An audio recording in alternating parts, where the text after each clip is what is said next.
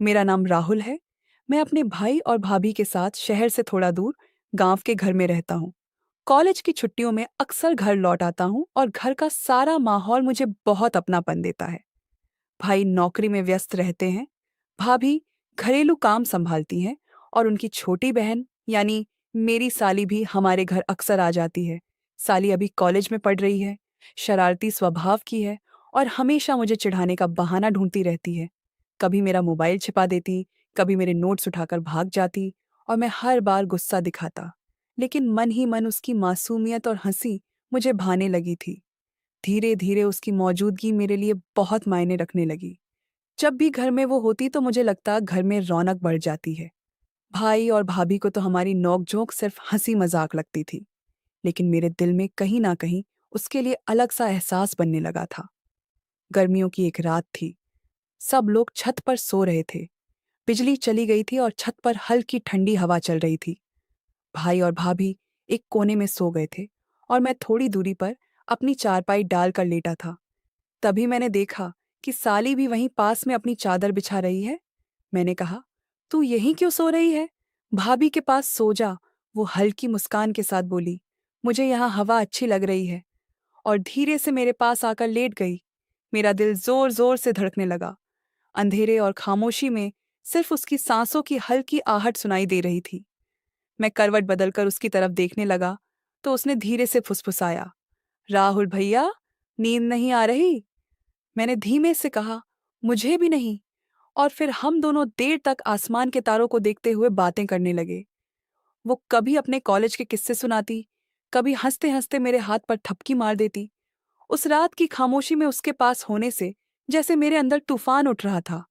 एक तरफ मन डर रहा था कि कहीं भाई भाभी जाग ना जाएं, और दूसरी तरफ दिल ये चाहता था कि रात कभी खत्म ना हो। उसकी नज़दीकी ने मेरे अंदर छिपे जज्बातों को और भी गहरा कर दिया, और उस रात के बाद से हमारे रिश्ते का रंग बदल गया। अब हम पहले जैसे नहीं रहे। अब हमारी हर नज़र, हर मुस्कान, हर मुलाकात में एक नया राज छुपा रहने लगा। वो रात मेरे लिए जिंदगी की सबसे अनोखी रात बन गई, क्योंकि उस रात साली पहली बार मेरे बिल्कुल पास आकर लेटी थी। उस रात के बाद से मेरे और साली के बीच का रिश्ता बदल गया था। पहले तो हम सिर्फ मजाक और छेड़खानी तक ही सीमित रहते थे, लेकिन अब जब भी वो मेरे पास आती तो उसकी आंखों में मुझे कुछ और नजर आने लगा था, और शायद मेरी आंखों में भी। भाई सुबह जल्दी जल्दी ऑफिस चले जाते और भाभी घर के कामों में लग जाती। ऐसे में मैं और साली अक्सर अकेले रह जाते। वो कभी किताब लेकर आती और कहती, राहुल भैया, मुझे समझा दो। तो कभी मोबाइल पर गाने सुनते हुए मेरे पास बैठ जाती। मैं जानता था कि उसका मेरे पास यूं आना कोई साधारण बात नहीं है, लेकिन फिर भी मैं अपने मन को समझाता रहा कि शायद मैं ही ज्यादा सोच रहा हूं। लेकिन कई बार ऐसा हुआ कि जब मैं कमरे में पढ़ाई कर रहा होता तो वो चुपके से आकर पीछे बैठ जाती और बालों की छोटी खोलकर कहती, मेरे बाल बना दो ना। और जब मैं उसके बालों को छूता तो दिल की धड़कन और तेज हो जाती। एक दिन तो हद ही हो गई। भाभी बाजार गई हुई थी और भाई शहर से बाहर मीटिंग में थे। घर पर सिर्फ मैं और साली थे। मैं ड्राइंग रूम में लेटा हुआ था और टीवी चला रखा था।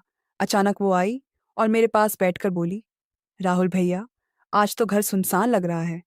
मैंने हंसते हुए कहा, क्यों, डर लग रहा है क्या? स्पार्क?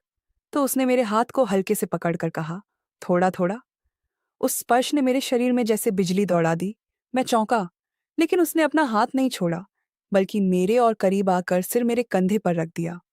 उस पल मुझे समझ नहीं आया कि क्या करूं, लेकिन उसकी मासूमियत और अपनापन ऐसा था कि मैंने भी उसे पास आने दिया। हम दोनों देर तक वहीं बैठे रहे।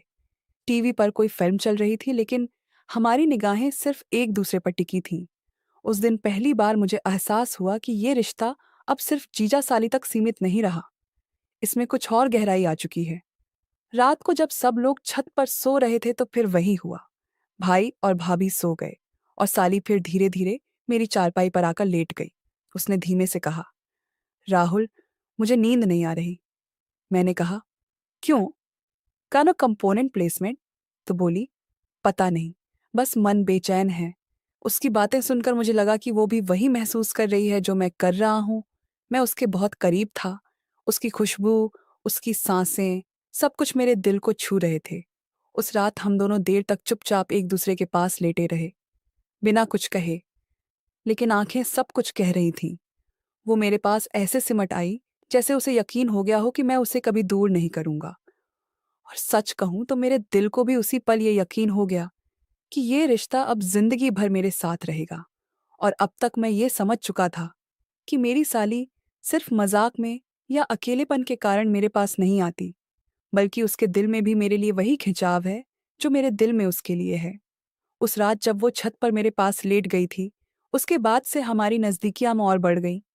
अब जब भी भाई ऑफिस चले जाते और भाभी बाजार, तो घर का पूरा सन्नाटा हमारे बीच एक अलग ही एहसास भर देता था। साली कभी रसोई में काम करते करते मुझे आवाज देती, राहुल जरा ये मिर्च पकड़ा दो। और जब मैं पास जाता तो वो जानबूझकर मेरा हाथ छू लेती, फिर मुस्कुराती और भाग जाती। कई बार ऐसा भी हुआ कि जब मैं कमरे में लेटा होता तो वो आकर धीरे से पंखा बंद कर देती और कहती, इतनी ठंडी हवा में कैसे सो रहे हो। इस पली असिस्टेंट, जो धीरे धीरे मेरे दिल की दीवारें तोड़ रहा था। एक दिन भाभी मायके चली गईं और भाई देर रात तक ऑफिस में थे। घर पर मैं और साली ही थे। शाम को वो मेरे पास आकर बैठी और बोली, राहुल, तुम्हें पता है मुझे बचपन से सबसे ज्यादा अच्छा लगता था जब कोई मुझे समझे, मुझे सुने। मैंने उसकी आंखों में देखा और कहा, तो अब से तुम्हें कभी ये महसूस नहीं होगा कि तुम्हें कोई नहीं समझता। वो कुछ पल तक मुझे देखती रही, फिर मुस्कुराई और धीरे से बोली, पता है राहुल, जब मैं तुम्हारे पास होती हूं तो मुझे बहुत सुकून मिलता है। उसकी ये बात सुनकर मेरा दिल और तेज धड़कने लगा। उस रात जब सब सो गए तो फिर वही हुआ। साली धीरे से मेरे पास आकर लेट गई, लेकिन इस बार उसकी आंखों में सिर्फ शरारत नहीं थी, उसमें एक गहराई थी, जैसे वो मुझे अपने मन की सारी बातें कह देना चाहती हो। उसने मेरी ओर देखकर कहा, राहुल, अगर मैं हमेशा तुम्हारे पास रहना चाहूं तो। मैं उसकी इस मासूमियत भरी गंभीर बात पर कुछ पल चुप रहा, फिर उसके हाथ को पकड़कर कहा, तुम्हें कभी जाने नहीं दूंगा। ये सुनकर उसने अपनी आंखें बंद कर ली और मेरे सीने पर सिर रख दिया। उस पल मुझे लगा जैसे पूरी दुनिया थम गई हो और अब सिर्फ मैं और वो ही बाकी हैं। और अब तक मेरी साली के साथ जो रिश्ता था, वो सिर्फ चुपके से बातें करने या रात को पास आकर लेट जाने तक सीमित नहीं रहा था। अब हमारे बीच एक अजीब सा अपनापन बनने लगा था। दिन भर जब भाई ऑफिस में होते और भाभी अपने मायके चली गई थीं, तो घर में बस मैं और साली ही रहते। उस दिन दोपहर में जब मैं बरामदे में लेटा था तो साली रसोई में थी। अचानक उसने आवाज दी, राहुल, जरा आओ तो। मैं जैसे ही गया तो देखा कि उसके हाथ में आटा लगा हुआ था और बाल थोड़े बिखरे हुए थे। वो हंसते हुए बोली, जरा ये डिब्बा ऊपर से उतार दो, मेरी पहुंच नहीं हो रही। जब मैं डिब्बा निकालने गया तो वो जानबूझकर मेरे और करीब आ गई। उसके गाल मेरे कंधे से छू गए और उस पल मेरा दिल जैसे रुक गया। मैंने नीचे उतरकर डिब्बा उसे दिया तो वो मुस्कुराई और बोली, राहुल, तुम्हें पता है तुम जब पास आते हो तो मुझे अजीब सी खुशी होती है। उसकी ये मासूमियत भरी बात मुझे अंदर तक छू गई। शाम को जब हम छत पर बैठे तो साली ने धीरे से कहा, कल रात जब मैं तुम्हारे पास लेटी थी तो मुझे ऐसा लगा जैसे पूरी दुनिया से मैं आज़ाद हूँ। मैं मुस्कुराकर बोला, तो फिर आज रात भी वही महसूस करना। उसने शर्माकर मुझे देखा और कुछ नहीं बोली, बस अपने दुपट्टे से खेलती रही। रात हुई तो भाई घर नहीं आए। कह दिया था कि देर होगी। मौका पाकर साली धीरे से मेरे कमरे में आ गई। उसने मेरे पास बैठकर कहा, राहुल, अगर ये सब किसी को पता चल गया तो। मैंने उसका हाथ पकड़कर कहा, डर मत, मैं हूं ना। वो मेरी बाहों में आकर छुप गई। उस पल घर का हर कोना जैसे हमारी सांसों से भर गया था। उसके चेहरे की मासूम हंसी और आंखों की गहराई मुझे पागल बना रही थी। धीरे धीरे हमारी ये नज़दीकियां अब छिपाना मुश्किल होने लगी। दिन में हम नजरें मिलाते और रात को चुपके से पास आ जाते। और हर बार साली का दिल जैसे और खुलता जाता। उसकी बातों में अब सिर्फ शरारत नहीं, बल्कि मोहब्बत भी झलकने लगी थी। और अब मुझे ये एहसास होने लगा था कि साली सिर्फ मेरी आदत नहीं बन रही थी, बल्कि मेरी जिंदगी का हिस्सा भी बनती जा रही थी। पहले तो लगा था ये बस एक छुपी हुई चाहत है, जो रात को छत पर उसके पास लेटने तक सीमित रहेगी। लेकिन अब हालात बदल रहे थे। उस दिन दोपहर में भाई अचानक घर जल्दी आ गए। मैं हॉल में बैठा था और साली रसोई में काम कर रही थी। जैसे ही भाई ने साली को देखा तो बोले, अरे, तुम इतनी थकी थकी क्यों लग रही हो, सब ठीक तो है? साली ने मेरी तरफ देखा और फिर बोली, कुछ नहीं, बस नींद पूरी नहीं हुई। मैं मन ही मन मुस्कुराया क्योंकि मुझे पता था कि उसकी ये अधूरी नींद किस वजह से थी। रात हुई तो भाई और भाभी अपने कमरे में चले गए। मैं हमेशा की तरह छत पर आ गया और थोड़ी देर बाद साली भी धीरे से आई। लेकिन इस बार उसके चेहरे पर थोड़ी घबराहट थी। उसने आते ही कहा, राहुल, आज मुझे बहुत डर लग रहा है। अगर किसी दिन ये सब राजा खुल गया तो क्या होगा? मैंने उसका हाथ पकड़कर धीरे से कहा, डरने की जरूरत नहीं, हम सब संभाल लेंगे।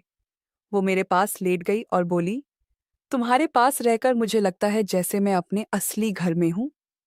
उस रात हम दोनों चांद की रोशनी में बहुत देर तक बातें करते रहे। साली ने पहली बार अपने दिल की बातें खोली। कैसे बचपन से उसे प्यार की कमी महसूस हुई, कैसे सबकी उम्मीदें उस पर लदी रहती थीं, और कैसे मेरे पास आकर उसे सुकून मिलता है। मैं चुपचाप उसकी बातें सुनता रहा, और हर बार जब उसकी आंखें भर जाती तो मैं उसे अपने सीने से लगा लेता। धीरे धीरे मुझे लगने लगा था कि ये रिश्ता अब सिर्फ छुपी मुलाकातों का नहीं रहा। हम दोनों के दिल अब सचमुच जुड़ चुके थे, और इसी जुड़ाव ने हमारी मोहब्बत को और गहरा बना दिया। और अब कहानी उस मोड़ पर पहुंच चुकी थी जहां डर और रोमांच दोनों साथ साथ चल रहे थे। एक रात हमेशा की तरह साली मेरे पास छत पर आकर लेट गई। हम दोनों धीरे धीरे बातें कर रहे थे, तभी अचानक नीचे से दरवाजा खुलने की आवाज आई। हम दोनों के होश उड़ गए। मैंने धीरे से उसके कान में कहा, कोई आया है, जल्दी से चुप हो जाओ। वो मुझसे कसकर लिपट गई और हम दोनों बिल्कुल खामोश हो गए। पता चला कि चाचा जी शहर से लौटे थे और अचानक ही आ गए। उन्होंने भाई को आवाज दी, आ संबी कोठी के चाह दी, और थोड़ी देर तक बातें करते रहे। हम दोनों छत पर बैठे धड़कते दिल से उनकी हर आवाज सुन रहे थे। अगर चाचा जी अचानक छत पर आ जाते तो सब कुछ खत्म हो जाता। साली ने डरते डरते मेरा हाथ पकड़ा और फुसफुसाई, राहुल, अब ये खेल सार बहुत खतरनाक हो गया है। अगर पकड़े गए तो किसी को मुंह दिखाने लायक नहीं रहेंगे। मैंने उसकी आंखों में देखा और धीरे से कहा, डर मत, जब तक मैं हूं तुझे कोई छू भी नहीं सकता। उसकी आंखों में भरोसा साफ दिख रहा था, लेकिन उसके चेहरे पर डर भी साफ झलक रहा था। उस रात हम दोनों ने ठान लिया कि अब जरा संभल कर मिलेंगे। दिन में बिल्कुल अनजान बनकर रहना, और सिर्फ रात को ही एक दूसरे के पास आना। लेकिन दिल का हाल कौन छुपा सकता है? अगले ही दिन जब भाभी रसोई में साली को छेड़ते हुए बोली, आजकल तो तू बहुत खिली खिली लग रही है, राज क्या है? तो साली का चेहरा लाल हो गया। मैं दूर बैठा सब देख रहा था और मेरे होंठों पर हल्की मुस्कान आ गई। अब मुश्किल ये थी कि घर के लोग धीरे धीरे कुछ नोटिस करने लगे थे। भाई तो हमेशा काम में लगे रहते, लेकिन भाभी की नजरें तेज थीं। वो अक्सर मुझे और साली को टोकने लगीं, तुम दोनों बड़े अच्छे दोस्त बन गए हो, है ना? ये सुनकर साली की सांसें अटक जाती और मैं बात बदल देता। पर मुझे पता था, जितना छुपाएंगे उतना शक पड़ेगा, और यही शक धीरे धीरे हमारी कहानी को और मुश्किल बना देगा। और अब हालात ऐसे बन गए थे कि मुझे लग रहा था सब कुछ हाथ से निकल जाएगा।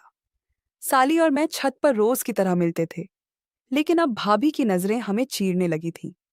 वो हर वक्त हमें ताड़ती रहती, कभी मुंह पर मुस्कान होती तो कभी सवाल से भरी नजर। एक रात की बात है, मैं और साली छत पर लेटे हुए चुपचाप बातें कर रहे थे। हवा बहुत ठंडी थी और चांद पूरा आसमान पर फैला हुआ था। साली मेरे सीने से लगी हुई धीरे धीरे मेरी धड़कन सुन रही थी। तभी मुझे लगा जैसे नीचे आंगन में कोई आहट हुई है।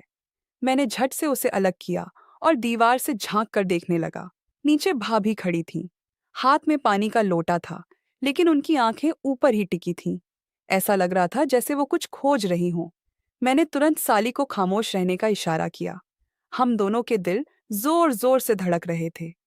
थोड़ी देर बाद भाभी ऊपर आने लगी। मेरे तो होश उड़ गए। मैंने साली का हाथ पकड़कर उसे छुपा दिया और खुद ऐसे लेट गया जैसे सो रहा हूं। भाभी धीरे धीरे सीढ़ियां चढ़कर छत पर आईं। चारों तरफ देखा और फिर मेरे पास आकर खड़ी हो गई। राहुल, उन्होंने धीमी आवाज में पुकारा। मैंने आंखें मलते हुए कहा, क्या हुआ भाभी, इतनी रात को? भाभी ने घूरते हुए कहा, तुम जाग रहे थे क्या? मैंने तुरंत जवाब दिया, नहीं भाभी, नींद में था। कोई आहट हुई तो आंख खुल गई। भाभी कुछ कुछ देर तक मुझे देखती रहीं, जैसे मेरे चेहरे से सच पढ़ लेना चाहती हूँ। फिर अचानक मुस्कुराई और बोली, ठीक है, सो जाओ। बस इतना ध्यान रखना, छत पर हवा बहुत तेज है, कहीं सर्दी न लग जाए। उनके जाने के बाद साली धीरे से मेरे पास आ गई और कांपते हुए बोली, राहुल, मुझे तो लगा हम पकड़े गए। मैंने उसके होंठों पर उंगली रखकर कहा, डर मत, अभी तक सब ठीक है, लेकिन अब हमें और सावधान रहना होगा। लेकिन मेरे दिल को कहीं न कहीं लग रहा था, भाभी ने कुछ तो देख लिया है और अब वो आसानी से हमें छोड़ने वाली नहीं है। और अब मुझे एहसास हो गया था कि मैंने जिस रास्ते पर कदम रखा, वो न तो मेरे लिए सही था और न ही साली के लिए। भाभी के शक ने मुझे भीतर तक हिला दिया था।